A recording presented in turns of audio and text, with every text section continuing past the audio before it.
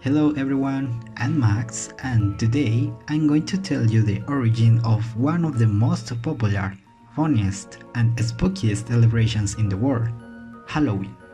I hope you enjoyed this video and let's get started.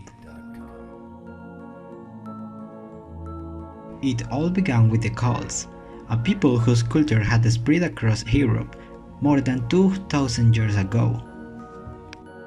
October 31st was the day they celebrated the end of the harvest season in a festival called Samhain. That night also marked the Celtic New Year and was considered between years a magical time when the ghosts of the dead walked the earth. On Samhain, villagers gathered and, by lit huge bonfires, they got the dead back to the spirit world and kept them away from the living. In addition to sacrificing animals to the gods and gathering around bonfires, cults often wore costumes, probably animal skins, to confuse spirits, perhaps to avoid being possessed. By wearing masks or blackening their faces, cults are also thought to have impersonated ancestors.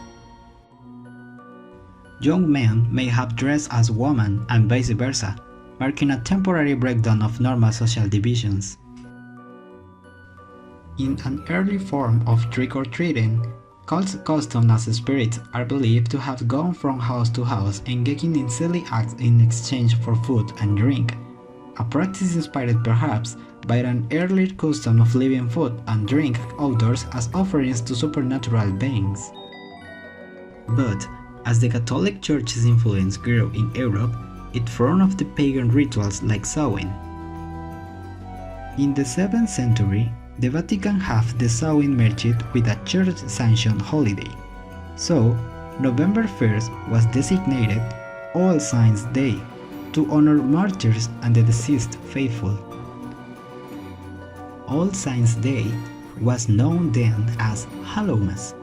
Hallow means holy or saintly, so the translation is roughly Mass of the Saints. The night before October 31st was All Hallows' Eve, which gradually morphed into Halloween.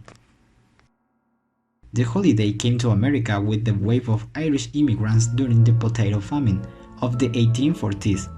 They brought several of their holiday customs with them, including bobbing for apples and playing tricks on neighbors like removing dates from the front of houses. Over the years, the tradition of harmless tricks grew into outright vandalism.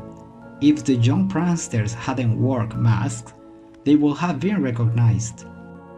Storekeepers and neighbors began giving treats or bribes to stop the tricks, and children were encouraged to travel door to door for treats as an alternative to troublemaking. And by the late 30s, trick-or-treat became the holiday greeting.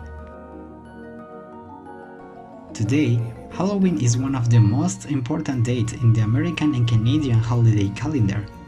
Some Latin American countries, still knowing this festivity, have their own traditions and celebrations on the same day, although they coincide in their meaning, the union or extreme closeness of the world of the living and the realm of the dead. The truth is that if there had not been a huge commercial hype and publicity generated in the cinema, the customs of Halloween wouldn't have remained engraved in the minds of many people.